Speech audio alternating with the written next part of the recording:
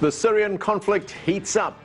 What's next as more than 170 countries sign the Paris Climate Accord? Brutal slayings by extremists continue to rock Bangladesh.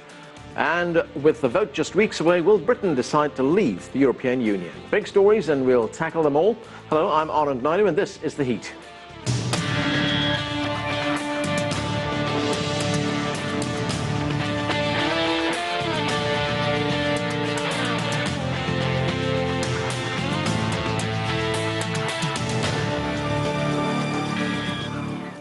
On most days, we go in-depth on a single story, but once in a month, we like to take a step back from our usual format and spend a bit of time gathering fresh insight and analysis from those covering world events. To help us dive into these issues, we've put together a distinguished panel of journalists. Joining us is Wang Guan. He's the chief political correspondent for CCTV America's Mandarin service. Simon Marks is the president and chief correspondent for Feature Story News, and Afshin Molavi is a non-resident fellow at the Johns Hopkins School of Advanced International Studies and the editor of the New Silk Road Monitor. Thanks, gentlemen, to all of you for joining us. Afshin, let's start with the Syria conflict. This tragedy never seems to have an end. It's a catastrophe, a country destroyed. There is a ceasefire in place, but it's barely hanging by a thread right now. And then we get news that there's been an airstrike on a hospital, a pediatric hospital of all things, 60 people killed, including children. Firstly, let me ask you, do we know who's responsible, and is the ceasefire does it mean anything right now? I think you're right. I mean, we're witnessing a country destroyed, the death of a nation, really. 11 million Syrians have been made refugees, either external or internal, 400,000 dead.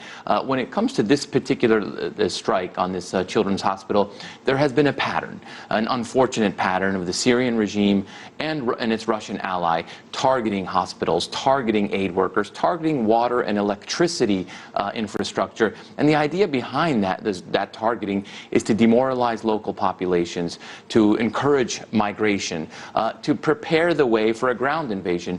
It has become very clear Syria wants to retake Aleppo, and these kind of strikes, though we don't know where this strike came from, we will find out probably within the next few days. But there has been this pattern of striking, and so what we're likely seeing is part of this war strategy of retaking Aleppo by demoralizing local populations and hitting at civilians. Simon, these are shocking attacks. They're war crimes, aren't they? And we look at some of the recent figures. 148 civilians have been killed in Aleppo in the past 6 days. Altogether, something like 400,000 people, civilians, since the start of the conflict. Now we get the United States says it's sending in an additional 250 troops. To what end? I mean, really, 250 people, as though that's going to turn the tide here. Look, I mean, we're speaking at the end of a week in which Donald Trump made his big foreign policy address here in Washington, D.C. I thought most of it was incoherent. But inasmuch as there was a coherent section, it was where he was talking about Syria and faulting the Obama administration and saying that President Obama's hesitation initially and then subsequently throughout his administration to take this problem seriously and to respond proportionately had fueled the growth of Islamic State and created the problem that now exists on the ground. For the Syrian regime, it's very interesting. I used to travel to Damascus fairly regularly, and every time, before the war, and every time you'd sit down with Syrian government officials, and at the end of the interview, they'd say to you, "Have you ever been to Aleppo? You must go to Aleppo. It's the most beautiful city. You really have to go to Aleppo." Aleppo is hugely important for them. And now they find themselves engaged in this extraordinary, catastrophic, tragic, criminal, scorched earth policy to try and take back a city that matters to them, but if they ever succeed in taking it back, they will have destroyed it in the process. It's an absolute disaster. And Simon, why is there this hesitancy on the part of the United States and its allies in Europe, of course, to get involved in Syria? I mean, they could always, at this point, invoke the doctrine they invoked in Libya. There's two reasons. I mean, first of all, there's the Iraq experience. They don't want to go through the Iraq experience all over again. Their voting publics don't want to go through the Iraq experience all over again. And secondly, because in the case of President Obama, he's in the final year of office. It's all about legacy at this point. This is the president who was absolutely determined to leave office ending wars, not starting new ones. And he's looked at Syria, he's looked at the prospects for success success there, and he said, I'm not touching it. Guan, China has been playing an active role in this search for peace in Syria, and it's a little bit of a departure for China, isn't it? Because the Chinese have always engaged in what has been known as cautious diplomacy, involved in diplomacy where it affects China directly, but it's been at the peace talks, the two previous rounds of peace talks. How does China view this escalating situation in Syria? Well, because radical Islam is a challenge that faces China as well, and as a growing military and economic power, China feels that partly due to the pressure from the international community that it has a stake in the Middle East, in its stability, that is demonstrated by its role in the P5+1 talks in Iran, its reconstruction of Afghanistan, where China is working very closely with the U.S. When it comes to Syria, China, yes, like you said, supported the UN brokered peace talks, special envoy visits, because, as you know, China is a permanent member of the Security Council. And on the other hand, seizing on what my colleague Simon just said, I think that the U.S. need to demonstrate a stronger policy of deterrence. Because if you set a red line for President Assad in 2013 and then not follow through with the red line, and then if you said Assad must go and then fighting the same enemy Assad is fighting, this is ambiguity from the outsider's point of view that is not enough to deter the extremists. So you have to have a policy of deterrence, credible deterrence, so strong that the extremists dare not mess with it. But that's not the case. We see the beheadings, mass beheadings, where Chinese nationals were beheaded, and all the attacks in Western Europe. Afshin, before we move on, one more question on the Syria conflict, and that is, as one points out, we need some strong deterrent actions by the United States, by its allies in Syria. Are we going to see that? This is an election year. Yeah, it's unlikely that we're going to see that. I mean, President Obama, if you recall, he gave a prominent interview to the Atlantic magazine in which he declared that the moment that he decided not to strike at Syria, after Syria had passed the red line, he described that as one of the proudest moments of his presidency. He didn't describe it as a complex moment. I was full of torture. I was, internally agonized over this decision. He described it as one of the proudest moments of his presidency. This is a president, as my colleague noted, who does not want to get involved in, another Middle East war. But on the other hand, every step of the way, he keeps saying, well, if we enter, it's going to be a hornet's nest. Well, by not entering, that hornet's nest has multiplied 5 to 10 times over. And by not entering, de facto, he's allowed the Russians to play a principal central role on the ground there. And while that may not be a huge problem rhetorically for Barack Obama over the course of the next few months, it's going to be a huge problem for Hillary Clinton over the next few months, the woman who presented the Russians herself with that big reset button when she was Secretary of State. Okay, I want to move on to the next big development in the past few days, and that is climate change. We had that big agreement that was signed in New York. Wang, China has thrown its full support behind the Paris Agreement on climate change. Now, of course, comes the hard part, implementing that. Is China confident that it will be able to implement that and at the same time meet all those goals in there? Yeah, and I think climate change is so vital to China. Air pollution is so bad in Beijing and major metropolises, so much so that according to a third-party consulting firm, 1.6 million people in China die from breathing toxic air. And air pollution has cost China 6.5% of its GDP in 2015. In other words, it could have grown 6.5% faster had it not been for the loss of productivity, the shutting down of factories due to toxic air. So now comes the hard part, that is implementation. Because we know that when policies from the central and the international level comes down to local levels, it did not get implemented. I think there are several challenges. First of all, China needs to keep its growth going. But right now, China faces excess capacity. In northern China alone, its excess capacity for steel is 3 times the amount of the annual EU production. So how can China resolve all these excess capacity while implementing its climate change goals? And secondly is rule of law. That is a perennial challenge for China. Usually those highly polluting firms just bribe off the police, pays off local regulators to continue polluting the waterway. How can that be implemented when there is still a lack of institutional rule of law that can ensure enforcement at local levels in China. I think those are the challenges.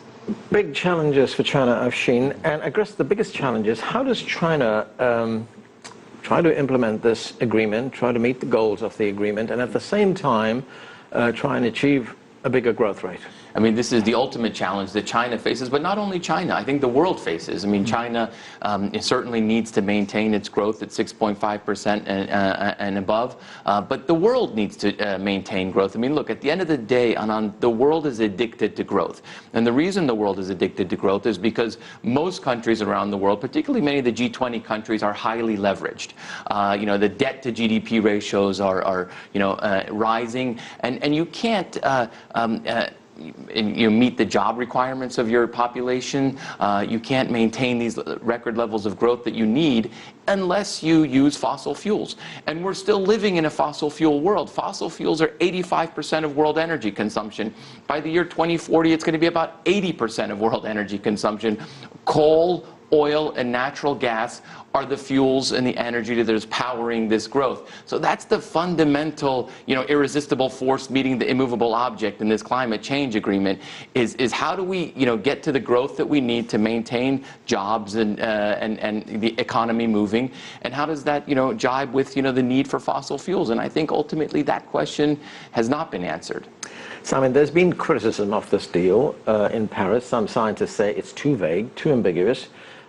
There are, of course, no legal obligations on countries to meet the terms of the agreement. James Hansen, who's a climate scientist, a very well-known one, he said that there have been lots of promises but no action, and the British publication New Scientist says we would be lucky if they restrict temperatures by 2030 to under 3%, and they're talking about 1.5%. Well, I mean, the reality is it's better to have this deal than not have this deal. Right. Advances have clearly been made. We're further down the road of trying to resolve these issues than we were before Paris, for example. In a sense, though, there's something in this for everybody. If you're Barack Obama, you get to say, right, I've ticked the box, environmentalism, that's part of my legacy, I've done what I can. If you're the Republicans, you get the opportunity to use this as a political football going forward in the presidential election, because you can decry President Obama for being too much of an environmentalist.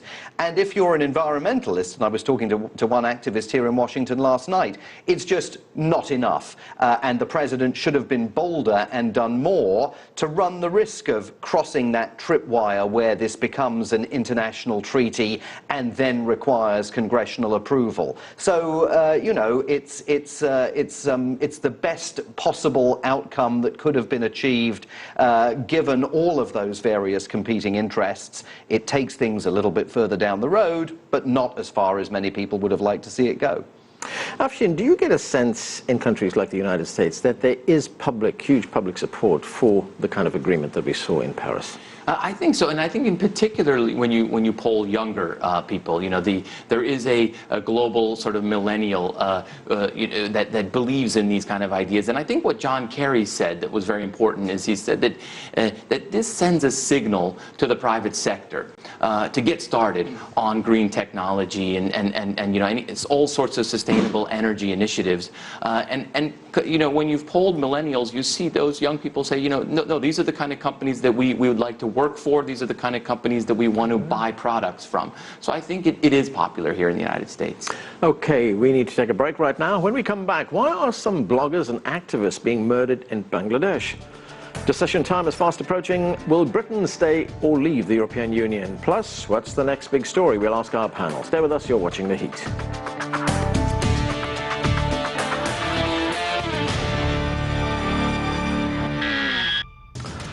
Welcome back to our Journalists' Roundtable. Let's get right back to it. And Simon, another big story that's been grabbing the headlines, the murders in Bangladesh of bloggers, self-proclaimed atheists, professors, academics. We've been seeing that. At least 20 people murdered in Bangladesh, many of them from the LGBT community as well. That violence is escalating.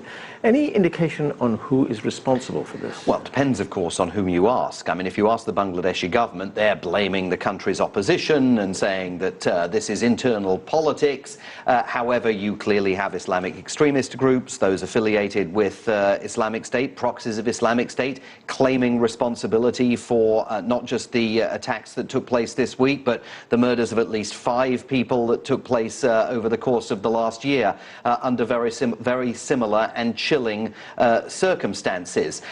You know, this is clearly demonstrating the limits of civil society's development inside Bangladesh. It is clearly demonstrating also the transnational and global spread of the threat of Islamic extremism, and it's putting the government of Bangladesh really in a very, very difficult position where world powers, including the United States and others, are saying you've got to speak out forcefully about what's taking place here, and the government is saying, well, actually, hang on a second, the people who got killed this week, for example, were engaged in the dissemination of pornography online. They were LGBT bloggers, so you're clearly seeing all sorts of societal limits and barriers clashing in Bangladesh, and it's got to be very concerning, particularly to the country's regional neighbours, but also to international observers.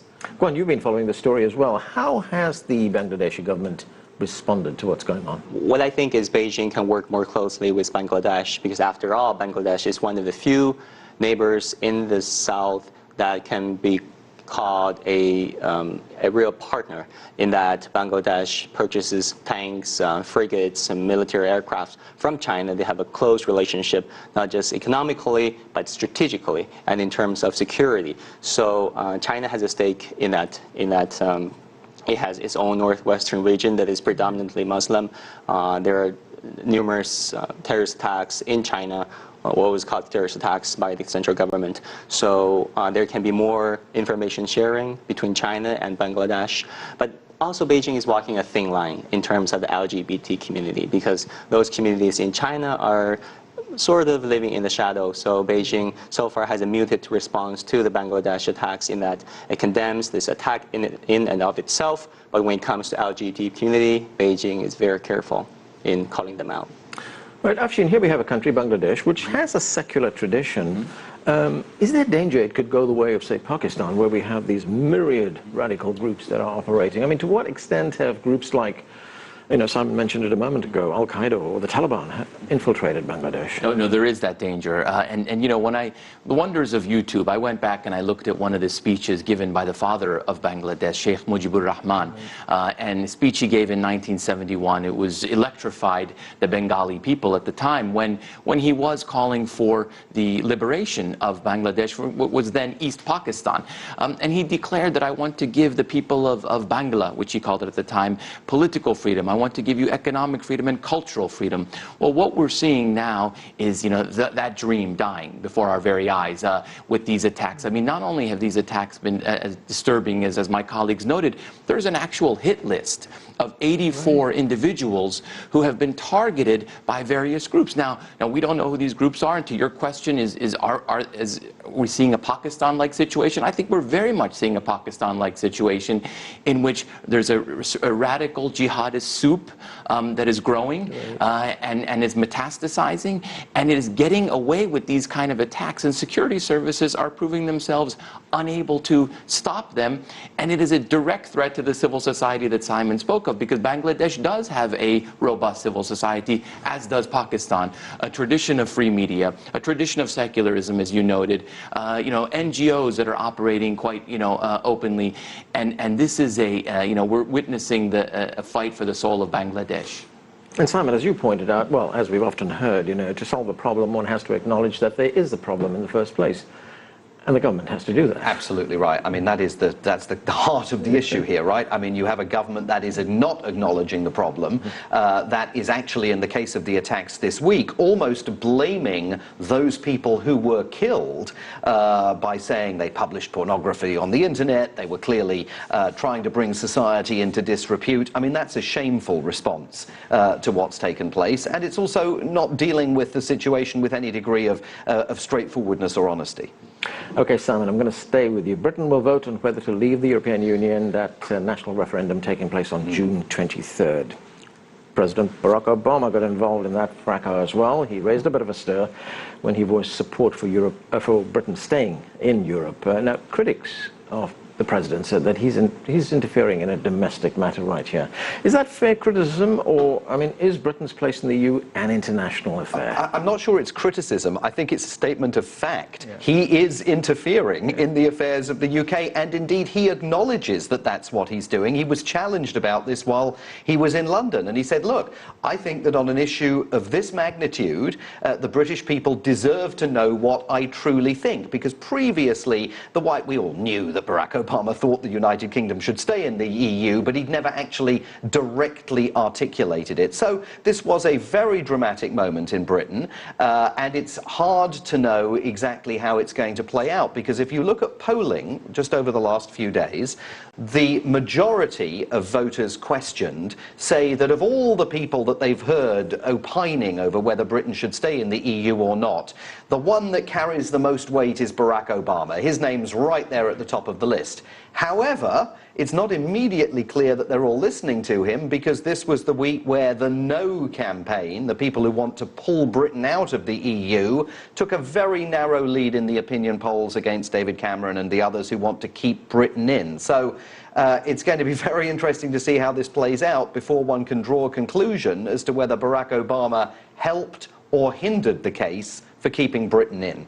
But to the other point, I mean, Britain's place in the EU, is that an international issue? Oh, it's an absolutely massive international issue, which I think that Barack Obama was overstating. I mean, the idea that, you know, should Britain leave the EU, Britain's going to go to the back of the line in terms of negotiating trade deals with the United States. No one in Britain, I think, believes that, and nobody in America believes that. But for a Britain to leave the European Union, for the degree of disruption that would create, the degree of uncertainty and instability it would create, you know, nothing stays at home within a country's borders anymore, and that of course is part of the reason why David Cameron and others consistently argue that's why we've got to be part of this bigger thing, even if at times it drives us crazy. Guan, the Chinese President Xi Jinping, he said that he wants the United Kingdom to stay in Europe. How big an economic or trade issue is this for China? Well, you know, when President Xi visited the UK not so long ago, both him and Prime Minister Cameron caught this relationship, experiencing the golden era of the relations, and China thinks the UK is its best partner, best friend in the West. I think China has a stake not just economically, but in terms of security as well. Let's not forget the EU's arms embargo on China due to its 1989 political incident is still in place, and China has repeatedly called for the lifting of the sanctions of the arms embargo. Beijing pretty much hopes the UK can stay part of the EU, so that when it comes to not just trade embargoes, but also to a lifting of the arms embargoes, the UK can play a role, can voice its support for China. Afshin, getting to Simon's point, you know, with the no vote gaining a few points after Barack Obama made those comments, what are the driving forces, or what's driving the forces that want Britain to leave the EU? You know, I think what we're seeing is you know, and it's happening in Britain, but it's happening here in the United States as well, and in parts of Europe as well. There is a gathering momentum that believes that globalization, free trade, these kind of things hurt middle classes, right? And I think this is a dangerous gathering momentum, because I think the history of post-World War II growth has been you build an infrastructure, you create an environment conducive to business, and you trade with the world, and you integrate with the world. Now, there are always going to be losers in globalization and losers in free trade. And I think what we're seeing is, that driving, Britain's move towards, potential, as they say, Brexit. But I think that I wouldn't count out the Remain camp. I think, when push comes to shove, the arguments that have been made by the UK Treasury, the arguments that have been made by President Obama, the arguments that are being made daily, every single night on the British television, as you know, the economic numbers show that Britain will be better off if they remain. They do, but there's a danger still that at the end of the day you walk into that polling place and it's an emotional decision, and it's an emotional decision that can be driven by recent events. More migration, another terrorist attack. You're not going to know until those votes are counted exactly how it's gone down. But Simon, is there a feeling in Britain among a significant part of the population that globalization is fine, as Afshin has just pointed out, but it's benefited just a few at the top, not us, so we need to get out of this? Absolutely, without question. The narrow 1% in Britain is as vibrant and emotional a political issue as it is here in the United States or in other parts of the world. And there is also this abiding sense that somehow, by being involved in this grand European experiment, this has all just become an affront to British sovereignty. Even though many times you can dismiss that, you can actually provably show that it hasn't been, that Britain's sovereignty is as protected and safe today as it was back in the 1970s when this conversation first began. Despite that fact, emotionally, there is this sense that the Remain campaign has to get across that Britain's sovereignty is somehow safe within this broader transnational framework. Okay, let's get to the next big story. Afshin. Yes, I think the next big story is watch U.S. growth. You know, we're living in a world of lower for longer. So we saw the first quarter growth numbers that have come out for 2016 showed that U.S. had grown its slowest pace in 2 years. The IMF recently cut global growth forecasts for the 4th time this year. So this lower for longer is going to contribute to all of these things we just discussed. The anti-globalization movement, the rise of populism on the right and the rise of populists on the left, and it's going to put a lot of pressure in elections throughout Europe and here in the United States, which we've already seen. Okay, let's come down the line. Simon. Venezuela. That's what I think is the next big story. This was the week when, if you were a government worker in Venezuela, you were told you are now working a 2-day week to preserve electricity and resource supplies in a country that, by the way, is not particularly resource challenged in terms of its natural resources. How much longer the Venezuelan government can hold things together while the situation on the ground gets worse and worse, fewer and fewer goods in the stores, prices going through the roof constantly, now government workers working a 2-day week. At some point, that no longer holds. The center can't hold, and I think Venezuela is a place to keep a very close eye on. And there's going to be some serious political implications, aren't there? Yes, absolutely, and implications for the United States as well, which of course has a tortuous relationship with the Venezuelan government, had a tortuous relationship with Hugo Chavez, slightly improved relationship with Maduro, but still very tense. So yes, without doubt.